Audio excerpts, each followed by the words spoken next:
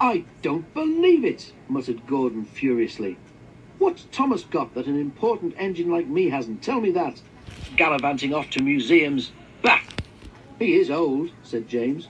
"If the Fat Controller says he can be a museum piece, why should we worry?" "It's not fair, though," grumbled Henry.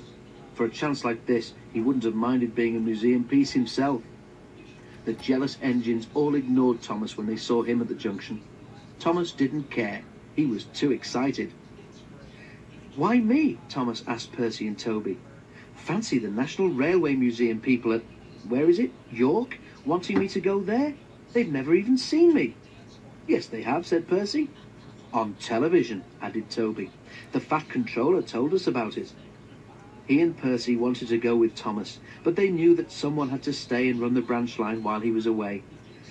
"How much longer till we go?" Thomas asked his driver every morning. "One day less than when you asked before," laughed his driver. "Anyone would think you wanted to be a museum piece." Thomas grinned. "Gordon, Henry and James are just jealous," he chuckled.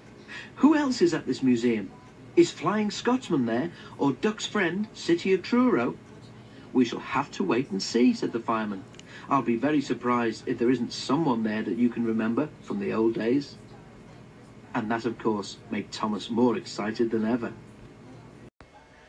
At last the day came.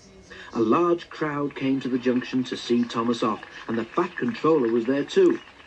"Goodbye, Thomas," he said. "Enjoy yourself and be a credit to our railway." Everyone gave 3 cheers and Thomas set off. They ran across the island and over the bridge leading to the other railway. It was a slow journey, but at last they reached a place Thomas's driver called Carnforth, where they rested for the night in a big shed. Next day they went on. At Skipton, Thomas stopped for a drink and to let a goods train overtake him. While they waited, it began to rain. In a signal box a little way ahead, the signalman opened his level crossing gates for Thomas and set his signals to clear. Suddenly he heard a crack and then a rattle from the level crossing. The lock on a gate had broken and the wind was swinging the gate across the rails. Steam appeared above the trees as Thomas drew near.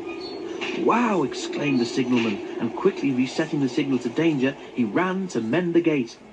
Thomas had never felt happier. His fire was bright and even the rain didn't depress him. They neared a signal. Its arm was up, showing that the line ahead was clear.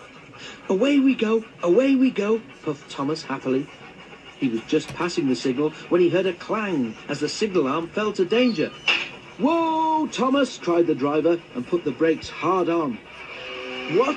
Thomas began, but then he saw just in front a heavy level crossing gate swinging towards him across the line. The signalman tried to stop it, but the gate was wet and it slipped from his hand. "Oh, ah!" groaned Thomas as he skidded along the rails. "Help! I must stop!"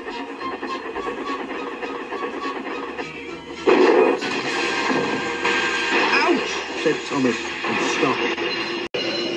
The signalman ran to his telephone and then directed Thomas into a siding where an inspector examined him. His buffer beam was bent and one of his buffers was broken. "You can't go on like that," said the inspector. "Not on the railway anyhow." "But I'm supposed to be in York tomorrow," wailed Thomas.